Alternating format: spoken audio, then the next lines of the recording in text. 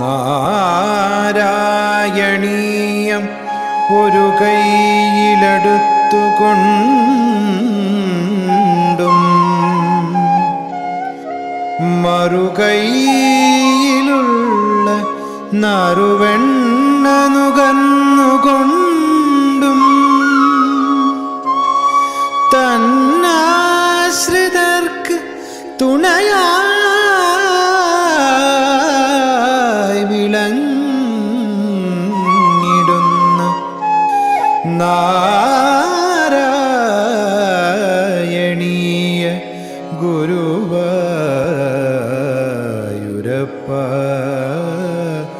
നമോ നമസ്തേ.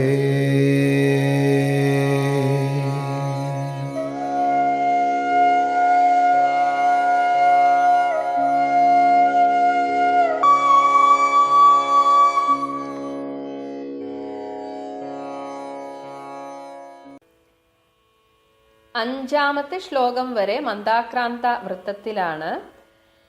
ഇനി ആറാമത്തെ ശ്ലോകം ശിഖരിണി വൃത്തത്തിലാണ്. അങ്ങനെ ആ ദേവേന്ദ്രൻ പറഞ്ഞതനുസരിച്ച് ഭഗവാൻ നരകാസുരനുമായിട്ടുള്ള യുദ്ധത്തിന് പുറപ്പെടുകയാണ്. അതാണ് സ്മൃത ആയാതം. സ്മൃത ആയാതം സ്മൃതായാതം പക്ഷിപ്രവരം അധിരൂഢഃ ത്വം അഗമഃ. പക്ഷിപ്രവരമധിരൂഢസ്ത്വമഗമോ വഹൻ അങ്കേ ഭാമാം ഉപവനം ഇവ ആരാതിഭവനം. ഭാമാമുപവനമിവ ആരാതിഭവനം വിഭിന്ദൻ ദുർഗാണി ത്രുടിത പൃതനാ ശോണിതരസൈഃ പുരം താവത് പ്രാഗ്ജ്യോതിഷം അകുരുധാഃ. പ്രാഗ്ജ്യോതിഷമകുരുധാ ശോണിതപുരം. സ്മൃത ആയാതം, ഭഗവാൻ സ്മരിച്ച മാത്രയിൽ തന്നെ ആയാതം വന്നു ചേർന്ന പക്ഷിപ്രവരം, പക്ഷിശ്രേഷ്ഠനായിട്ടുള്ള ഗരുഡന്റെ പുറത്ത് അധിരൂഢ അങ്ങ് കയറിയിട്ട് ത്വം അവിടുന്ന് ഭാമാം സത്യഭാമയെ അങ്കേ വഹൻ തൻ്റെ മടിയിൽ ഇരുത്തിയിട്ട് ഉപവനം ഇവ ഒരു ഉദ്യാനത്തില് രസിക്കാൻ പോകുന്നത് പോലെയാണ് അങ്ങ് അരാതിഭവനം ആ ശത്രുവിന്റെ വാസസ്ഥലത്തേക്ക് അങ്ങ് പോയത്. ഒരു ഉദ്യാനത്തില് ആഹ്ലാദിക്കാൻ പോകുന്ന പോലെ ആയിരുന്നു. കാരണം ഭഗവാൻ ഇതൊക്കെ വളരെ നിസ്സാരമെന്ന മട്ടിലാണ്. അതാണ് അരാതിഭവനം അഗമഹ. അങ്ങ് അരാതിഭവനത്തിലേക്ക് പോയി. താവത്ത് അവിടെ എത്തിയപ്പോഴാണ് ആ നരകാസുരന്റെ പുരം മുഴുവൻ ദുർഗാണി വലിയ കോട്ടകൾ കൊണ്ട് സംരക്ഷണ വലയമൊരുക്കിയിട്ടുണ്ട്. ആ ദുർഗങ്ങളെ മുഴുവൻ വിഭിന്ദൻ അതിനെയൊക്കെ തകർത്തുകൊണ്ട് ത്രുടിത പൃതന അരിഞ്ഞു വീഴ്ത്തിയ സൈന്യത്തിന്റെ ശോണിതരസൈഹി ആ രക്ത നീരൊഴുക്കിനാൽ പ്രാഗ്ജ്യോതിഷം എന്ന് പേരായ ആ നരകാസുരന്റെ പുരം ആ നഗരത്തെ ശോണിതപുരം അകുരുധാഹ അതിന്റെ പേരെ മാറ്റേണ്ട രീതിയിലായി അത് രക്തം പുരണ്ട ഒരു പുരമായിട്ട് അകുരുധാഹ അതിനെ അങ്ങനെയാക്കി തീർത്തു. ഇവിടെ സത്യഭാമയെ ഈ യുദ്ധത്തിന് കൊണ്ടുപോകാൻ കാരണം നേരത്തെ പറഞ്ഞു ഭൂമിയുടെ പുത്രനാണ് നരകാസുരൻ. ഈ ഭൂമിദേവിയുടെ അവതാരമാണ് സത്യഭാമ. അമ്മയുടെ കൈകൊണ്ടേ തനിക്ക് മരണം വരാവൂ എന്നൊരു വരം നരകാസുരൻ നേടിവെച്ചിരുന്നു. അതുകൊണ്ട് സത്യഭാമയുടെ ഒരു സാന്നിധ്യം, ഒരു അസ്ത്രമെങ്കിലും സത്യഭാമയെ കൊണ്ട് എയ്തു വെച്ചാൽ മാത്രമേ നരകാസുരന് മരണം സംഭവിക്കുകയുള്ളൂ. അതുകൊണ്ടാണ് സത്യഭാമയെയും തൻ്റെ കൂടെ ഭഗവാൻ കൂട്ടിയത്. അങ്ങനെ സ്മരിച്ച മാത്രയിൽ വന്നു ചേർന്ന ഗരുഡന്റെ പുറത്ത് ഏറിയിട്ട് സത്യഭാമയെയും കൂടെ കൂട്ടിയിട്ട് ഒരു ഉദ്യാനത്തിലേക്ക് എന്ന പോലെ വളരെ രസിച്ചിട്ട് ആ ശത്രുവായ നരകാസുരന്റെ പുരത്തിലേക്ക് ചെന്നു. അവിടെ ആ പ്രാഗ് ജ്യോതിഷത്തിലെ കോട്ടകൾ എന്ന് പറയുന്നത്, അവിടെ ദുർഗം എന്ന് പറയാൻ കാരണം വളരെ വലിയ ഒരു സംരക്ഷണ മേഖലയാക്കി അതിനെ വെച്ചിരുന്നു. അതായത് കോട്ട, പർവ്വതം, ശസ്ത്രം, അഗ്നി, കാറ്റ്, ജലം, മുരൻ എന്ന അസുരന്റെ പാശം, യന്ത്രം, ഇവയൊക്കെ കൊണ്ട് സംരക്ഷിച്ച് നിർത്തിയ ഒരു പുരമായിരുന്നു പ്രാഗ് ജ്യോതിഷപുരം. അങ്ങനെ ഭഗവാൻ തൻ്റെ ഗദ കൊണ്ട് ആദ്യം ആ പർവ്വതങ്ങളെ മുഴുവൻ തകർത്തു. അത് കഴിഞ്ഞ് ശസ്ത്രം എന്നാൽ കയ്യിൽ വെച്ച് ഉപയോഗിക്കുന്ന ആയുധങ്ങൾ, വാൾ തുടങ്ങിയ അവയാണ് ശസ്ത്രം എന്ന് പറയുക. അസ്ത്രം എന്നാൽ കയ്യിൽ നിന്ന് വിട്ടുപയോഗിക്കുന്നത്, വില്ല്, അതുപോലെ ശൂലം, ഇതൊക്കെയാണ് അസ്ത്രങ്ങൾ. അപ്പൊ ശസ്ത്രം കൊണ്ട് ദുർഗം മുതലായവ അമ്പുകൊണ്ട് തകർത്തു. അപ്പം പിന്നീട് തൻ്റെ ചക്രം അയച്ചിട്ട്, സുദർശന ചക്രം അയച്ചിട്ട് അഗ്നി, ജലം, കാറ്റ് ഇവയെ കൊണ്ടുള്ള ആ ഒരു സംരക്ഷണ മേഖലയെ ഇല്ലാതെയാക്കി. അതുപോലെ മുരപാശത്തെ തൻ്റെ വാളുകൊണ്ട് ഭേദിച്ചു. ഒപ്പം അവിടെ യന്ത്രത്താൽ ഒരു സംരക്ഷണ മേഖല ഉണ്ടായിരുന്നു. അതിനെ തൻ്റെ ശംഖുനാദം കൊണ്ട് ആ യന്ത്രത്തെയും ഭേദിച്ചു. ഇങ്ങനെ ഗദ കൊണ്ടും മറ്റുള്ള എല്ലാ ഉപകരണങ്ങൾ കൊണ്ടും ആ പ്രാഗ് ജ്യോതിഷപുരത്തെ സംരക്ഷിച്ച് നിർത്തിയ എല്ലാ തടസ്സങ്ങളെയും തട്ടിമാറ്റിയിട്ടാണ് ഭഗവാൻ അവിടെ ചെന്നത്.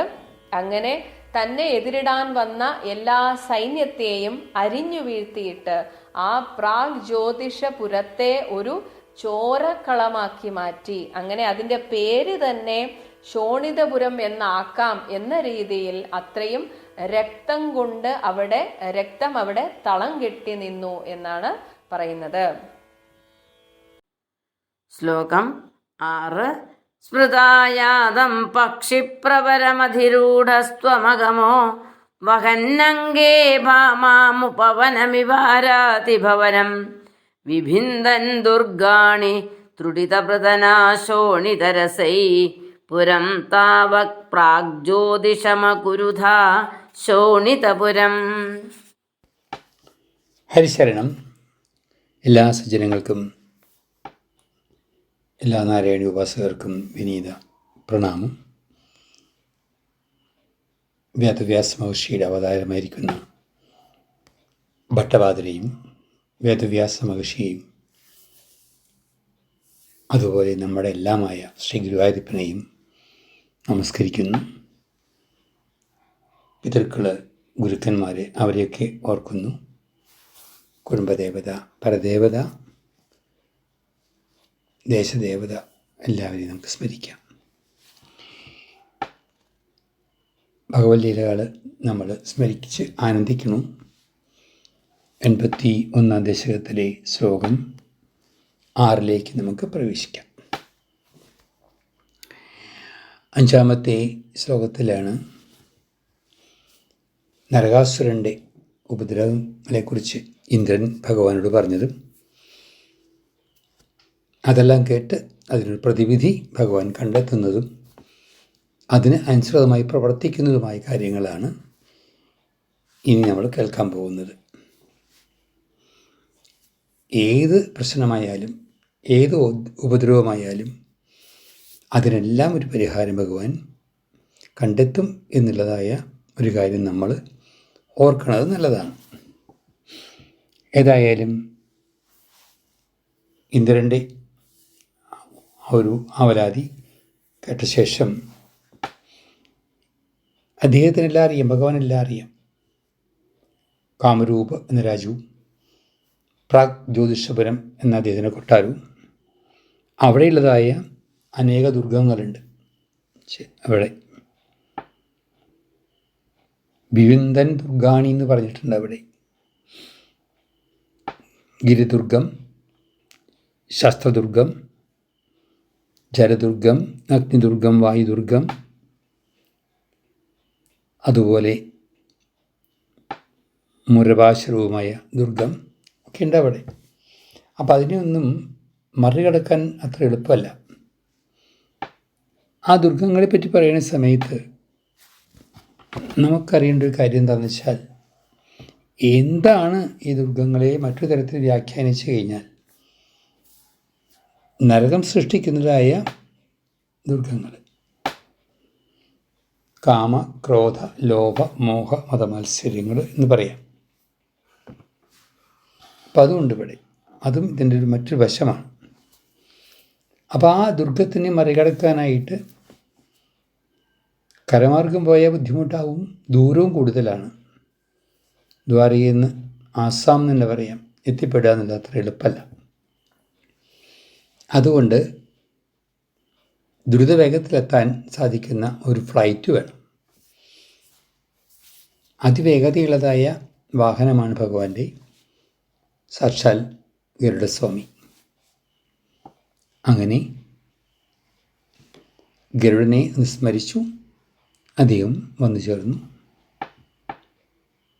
അങ്ങനെ പോവാൻ പോവുകയാണ്.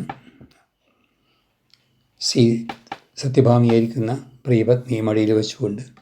കാരണം നരകാസുരന് ഒരു വരമുണ്ടത്രേ, ഭൂമിദേവിയുടെ അനുഗ്രഹം കൊണ്ടേ മരിക്കുള്ളൂ എന്നുള്ളത്, അല്ലെങ്കിൽ ഭൂമിയുടെ ദേവിയുടെ കൈ കൊണ്ടേ മരിക്കുള്ളൂ എന്നൊക്കെ ചില വരം വാങ്ങിച്ചു വച്ചിട്ടുണ്ട് അത്രേ.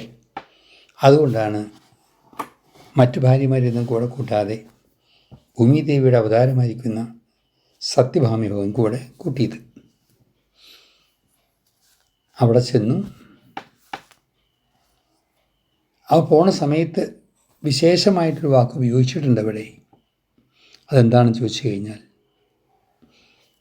ഉപവനത്തിൽ പ്രവേശിക്കുന്ന പോലെ, അല്ലെങ്കിൽ ഒരു ക്രീഡോദ്യാനത്തിലേക്ക് പ്രവേശിക്കുന്ന പോലെ വളരെ ലാഘവ മനസ്സോട് കൂടിയിട്ട്, ലാഘവ ബുദ്ധിയോട് കൂടിയിട്ട്, അല്ലെങ്കിൽ ഒരു ലീല എന്ന പോലെ തന്നെയാണ് ഭഗവാൻ പോയത് അവിടേക്ക്. എല്ലാം മുൻകൂട്ടി അറിയാവുന്ന ഭഗവാനെല്ലാം ലീല തന്നെയാണ്. നമുക്കൊക്കെ തന്നെയാണ് എല്ലാം വളരെ ഗൗരവമുള്ളതായിട്ട് തീരുന്നത്. അവിടെ ചെന്ന് ആ ദുർഗങ്ങളെയൊക്കെ തന്നെ, ഗിരിദുർഗത്തിനെ ഗത കൊണ്ടും, ശസ്ത്രദുർഗത്തിനെ അസ്ത്രങ്ങൾ കൊണ്ടും, ജലദുർഗം, അഗ്നിദുർഗം, വായുദുർഗം ഇതിനൊക്കെ തന്നെ വാളുകൊണ്ടും, മുരഭാശ്രവുമായ ദുർഗത്തെയും അദ്ദേഹം വാളുകൊണ്ട് തന്നെ ഭേദിച്ചു എന്നാണ് പറയുക. വളരെ രസമായ ലീലയാണിത്. എന്ന് വച്ചാൽ നമ്മുടെ ഉള്ളിലുള്ളതായ ദുർവാസനകളെ അല്ലെങ്കിൽ ദോഷങ്ങളെ നമ്മൾ ഭഗവാനോട് പ്രാർത്ഥിക്കുകയാണെങ്കിൽ, ആത്മാർത്ഥമായിട്ട് പ്രാർത്ഥിക്കുകയാണെങ്കിൽ, അത് ഭഗവാൻ എടുത്തു കളയാൻ ബുദ്ധിമുട്ടൊന്നുമില്ല എന്നുള്ളതും കൂടി മനസ്സിലാക്കണം. ഭക്തി വർദ്ധിക്കുമ്പോൾ, സമർപ്പണം വർദ്ധിക്കുമ്പോൾ ഈ ദുർഗുണങ്ങളൊക്കെ താനേ നമ്മുടെ ഉള്ളിൽ നിന്നും ഇറങ്ങിപ്പോക്കോളും. അതിനവിടെ താമസിക്കാൻ പറ്റില്ല. അതാണ് ആത്മാർത്ഥതയുള്ളതായ, സമർപ്പണഭാവമുള്ളതായൊരു ഭക്തൻ്റെ ഉള്ളിൽ ദുർവാസനകളോ ദുർമോഹങ്ങളോ ഒന്നും ഉണ്ടാവാറില്ല. ആ നരകഭാവം ഇല്ലാതായി അനുഭൂതിയിലേക്കും ആനന്ദത്തിലേക്കും ഒരു ഭക്തനെ എത്തിക്കാൻ ഭഗവാന് ബുദ്ധിമുട്ടില്ല. നമ്മൾ നിന്ന് കൊടുത്താൽ മതി, സമർപ്പിച്ചാൽ മാത്രം മതി. അത് കഴിഞ്ഞ് ആ ദുർഗങ്ങളെയൊക്കെ തകർത്ത് ആ മുന്നോട്ട് പോണ സമയത്ത് അവിടെ ഉണ്ടായിരുന്നതായ അസുരസേനകളൊക്കെ ഭഗവാനെ എതിർക്കാൻ തുടങ്ങി. അവരെയെല്ലാം ശ്രീകൃഷ്ണൻ ഭഗവാന്റെ ആയുധം കൊണ്ട് തന്നെ എല്ലാവരെയും ഛേദിച്ച് എല്ലാവരെയും ഇല്ലാതാക്കുന്ന സമയത്ത് അവിടെ നിന്നും രക്തപ്പുഴ അല്ലെങ്കിൽ ചോരപ്പുഴ വല്ലാണ്ട് ഒഴുകിപ്പോവും. ഭട്ടതിരിപ്പാടിലെ കവി പറയുകയാണ്, ആ പ്രാഗ്ജ്യോതിഷപുരത്തിനെ മറ്റൊരു പുരമാക്കി തീർത്തു ഭഗവാൻ ശോണിതപുരം എന്ന്. അതായത് രക്തം പ്രവഹിക്കുന്ന പുരമാക്കി തീർത്തു. അങ്ങനെ അസുരന്മാരുടെ രക്തരസം കൊണ്ട് പ്രാഗ്ജ്യോതിഷപുരത്തിനെ ശോണിതപുരം എന്ന പേരാക്കി ഒരു ആലങ്കാരികമായ പ്രയോഗം ഭട്ടതിരിപ്പാട് നടത്തുകയാണ്. എല്ലായിടത്തും ഉണ്ടല്ലോ സരസമായൊരു വർണ്ണന. അങ്ങനെ അവിടെ ഒരു എന്താ പറയുക യുദ്ധപ്രതീതി തന്നെ ഉണ്ടാക്കുകയാണ് ഭഗവാൻ. ഇനി ബാക്കി നമുക്ക് നോക്കാം. അപ്പം ഇവിടെ ആസുരിക ഭാവത്തെ എടുത്തു കളയാൻ നമ്മൾ സമർപ്പിച്ചാൽ മതി എന്നുള്ളതായൊരു നിർദ്ദേശം ഇവിടെ ഉണ്ട് എന്ന് ഓർക്കുക. എല്ലാവർക്കും സാധിക്കട്ടെ. നമ്മളിലെ ആ നരകാസുരഭാവം ഇല്ലാതാക്കാൻ ശ്രീ ഗുരുവായൂരപ്പൻ അനുഗ്രഹിക്കട്ടെ. ഹരിശരണം.